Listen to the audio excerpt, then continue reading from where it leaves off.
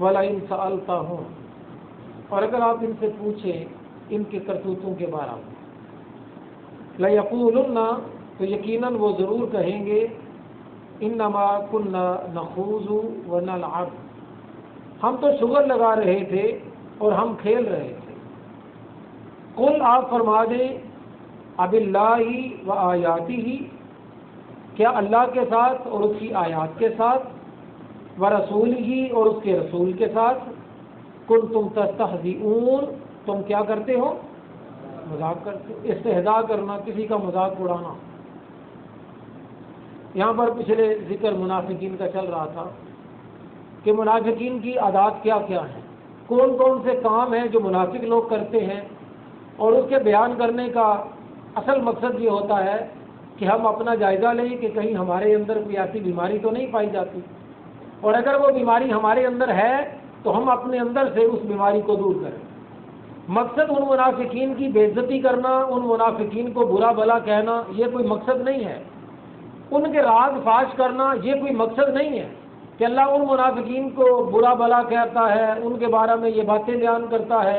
تو مقصود اس وقت ان کی ذات نہیں ہے بلکہ ہماری ذات، اور ان کا بیان کرنے کا مقصد یہ ہے کہ جس طرح وہ بیمار تھے اور ان کی کیا کیا بیماریاں تھیں، ہم اپنا جائزہ لے کر اپنے اندر سے ان بیماریوں کو دور کریں۔ یہاں پر اللہ تعالیٰ نے انہی کے بارے میں فرمایا کہ وہ لوگ اللہ اور اللہ کے رسول اور اللہ کی آیات کا کیا اڑاتے ہیں؟ مذاق اڑاتے ہیں۔ مذاق اڑانے کا کئی قسم کا مطلب ہوتا ہے۔ مذاق اڑانے کا ایک مطلب تو یہ ہوتا ہے کہ آپ سیدھا سیدھا اس پر اعتراض کریں۔ اللہ نے کوئی حکم دیا تو اس پر کیا کر دیا؟ اعتراض کر دیا۔ نبی صلی اللہ علیہ وسلم نے کوئی حکم دیا تو اس پر کیا کر دیا؟ اعتراض کر دیا۔ یہ اعتراض کرنا یہ کیا ہے؟ یہ مذاق اڑانا ہے۔ اور دوسرا یہ ہے کہ حکم کچھ اور دیا ہے اور کرتے کچھ اور، یہ بھی مذاق اڑانا ہوتا ہے۔ کہ کسی بندے نے کہا مجھے پانی پکڑاؤ، تو آپ پانی کے بجائے جانتے بوجھتے آپ کو پتہ بھی ہے کہ اس نے کیا مانگا ہے؟ پانی مانگا ہے، تو آپ اس کو کینچی پکڑا دیں۔ وہ آپ سے کہ میں نے پانی مانگا، آپ اس کو کوئی اور چیز پکڑا دیں، تو وہ آپ سے کیا کہے گا؟ تم میرا کیا اڑا رہے ہو؟ تم میرا مذاق اڑا رہے ہو۔ تو اللہ اور اللہ کے رسول کی آیات کے مذاق اڑانے کے یہ دو طریقے تھے ان لوگوں کے۔ تو ہم جائزہ لیں کہ اللہ اور اللہ کے رسول کا حکم جب ہمارے سامنے آتا ہے تو ہم کیا کرتے ہیں؟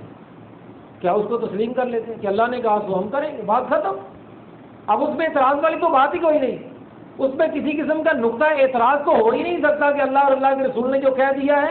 یہ منافقین کا وتیرہ ہوتا ہے کہ وہ اس پر اعتراض کرتے ہیں کہ ایسا کیوں ہو گیا۔ ایسا کرنے سے تو اس کی مثال کے طور پر کوئی قرآن پاک کی آیات نازل ہوئیں یا سامنے آئیں، کہا جی ان آیتوں کے اندر تو عورت کی توہین ہے، اس سے تو عورت کو نیچا دکھانے کی کوشش کی گئی ہے۔ مثال کے طور پر وراثت کا حکم ہے، اس میں کہا گیا کہ مرد کا حصہ عورت سے کیا ہوتا ہے؟ دگنا ہوتا ہے۔ اب اس میں آیت جب سامنے ہے تو کہا جی یہ تو عورت کے ساتھ دیکھیں، یہ تو عورت کا ہے بھی مسلمان، یہ نہیں کہ وہ اعتراض کرنے والا کوئی ہندو ہے، وہ کوئی عیسائی ہے، وہ مسلمان ہی ہے، اور مسلمان بھی عام مسلمان نہیں، مسلمان اسکالر ہے۔ اگر قرآن پاک کے اندر حکم آ گیا ہاتھ کاٹنے کا تو سیدھی سی بات ہے، جو چوری کرے گا اس کا ہاتھ کاٹا جائے، کہیں گے یہ تو ظالمانہ سزا ہے۔ اور ہیں بھی کون اعتراض کرنے والے؟ مسلمان اسکالر، بڑے بڑے علماء مسلمانوں کے وہ بنے ہوئے ہیں، اور اعتراض کر رہے ہیں قرآن کے احکامات پر، نبی صلی اللہ علیہ وسلم کی احادیث پر، جیسے جیسے اس کو سنتے ہیں یہ تو ہو ہی نہیں سکتا، حدیث کے اندر کوئی حکم آ یہ کیسے ہو سکتا ہے؟ یہ تو ہو ہی نہیں سکتا، ایسا کرنے سے تو اسلام کا بیڑا غرق ہو جائے گا۔ اگر ان سے کہا گیا بھائی سود حرام ہے تو آگے سے ان کا کہنا یہ ہوتا ہے بھائی سود اگر ہم نہ لیں اور نہ دیں تو معیشت کیا ہو جائے گی؟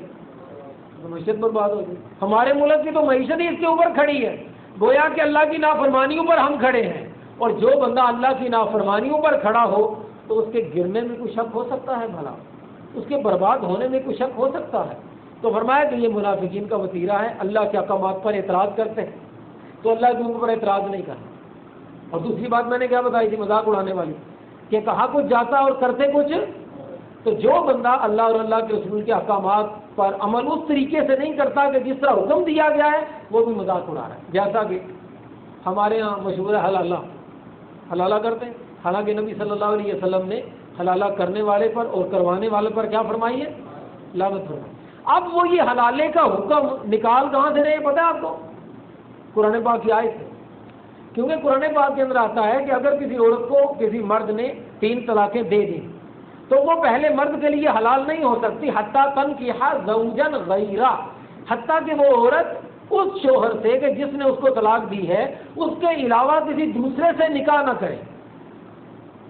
جب اس سے نکاح کرے اور وہ اس کو کیا دے دے، طلاق دے دے، تو پھر یہ پہلے شوہر کے لیے کیا ہو گئی، طلاق۔ اب انہوں نے کیا کر دیا، انہوں نے ڈرامہ کیا۔ وہاں پر تو حقیقت کی بات ہو رہی تھی نا، وہاں پر بات ہو رہی تھی حقیقت کی کہ اگر عورت کو طلاق ہو گئی اور اس نے اپنی مرضی رضامندی سے زندگی گزارنے کے نظریے سے کسی آدمی سے کیا کر لیا، نکاح۔ نکاح کا مطلب 2-4 دن کی بات نہیں ہوتی، نکاح کا مطلب ہے کہ آپ نے اس کے ساتھ زندگی گزارنے کا کیا کیا ہے، نکاح تو نام ہی اس کا ہے۔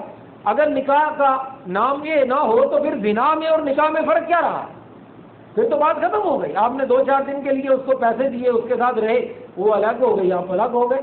تو اللہ تعالیٰ نے یہ جو اصول رکھا ہے یہ زندگی گزارنے کا پورا طریقہ تھا۔ انہوں نے کیا کیا، اس کا مذاق بنایا، عارضی طور پر پہلے سے طے کر کے اس کے ساتھ نکاح کر لیا، اس سے پہلے شرط رکھ لی کہ تم نے بعد میں کیا دینی ہے، طلاق دینی۔ اور پھر اس سے بھی بڑھ کر اسلام کا مذاق یہ اڑایا گیا کہ کئی دفعہ یہ مسئلہ سامنے آ گیا کہ وہ بندہ طلاق دینے کے لیے تیار ہی نہیں ہوا، نکاح ہو گیا، اب اس نے کہا طلاق دو، تم نے کہا تھا میں طلاق دوں گا، اور کہا جاؤ میں طلاق دے دی، میں بھی دوں طلاق۔ اب عورت کہنے لگی میں نے دینی ہی نہیں۔ اب ایک مسئلہ حل کرنے کے لیے دوسرا مسئلہ کھڑا ہو گیا۔ انہوں نے پھر علماء کی بات کر رہا ہوں، علماء نے پھر یہ نیا بات نکالی، اس میں سے حل نکالا کہ جب نکاح ہونے لگے تو وہاں پر یہ شرط رکھیں۔ شرط کیا رکھیں کہ جیسے ہی میں اپنی بیوی کے پاس جاؤں اور اس سے ہم بستری کروں تو پہلی ہم بستری کے بعد میری بیوی کو کیا ہو جائے، طلاق ہو جائے۔ اب وہ بعد میں دینے والی تو بات ہی ختم ہو، اس نے پہلے سے طے کر کے لکھ کے اس نے دے دیا۔ اب جیسے ہی اس کا نکاح ہوا وہ اس کے پاس گئی تو اس کو کیا ہو گئی، طلاق ہو گئی، وہ پہلے کا ان کے پاس چلی گئی، اب باندھا کوئی نہیں رہا۔ یہ ہے اللہ کی آیات کا کیا کرنا، مذاق۔ فرمایا یہ منافقت ہے، اللہ اور اللہ کے رسول کے احکامات کے مذاق نہ اڑاؤ، جیسے وہ بیان کیے گئے ہیں اس کے مطابق ان پر کیا کرو، اس کے مطابق عمل کرو۔ فرمایا کہ کیا تمہیں اللہ اور اللہ کے رسول اس کی آیتیں ہی مذاق اڑانے کے لیے ملی ہیں، ایسا نہ کرو، اگر تم ایسا کرو گے تو آگے اس کا آیات کا حکم آئے گا۔ اللہ تعالیٰ سے دعا ہے اللہ تعالیٰ میں احکامات کو سن کر اس پر عمل کرنے کی توفیق عطا فرمائے۔ السلام علیکم۔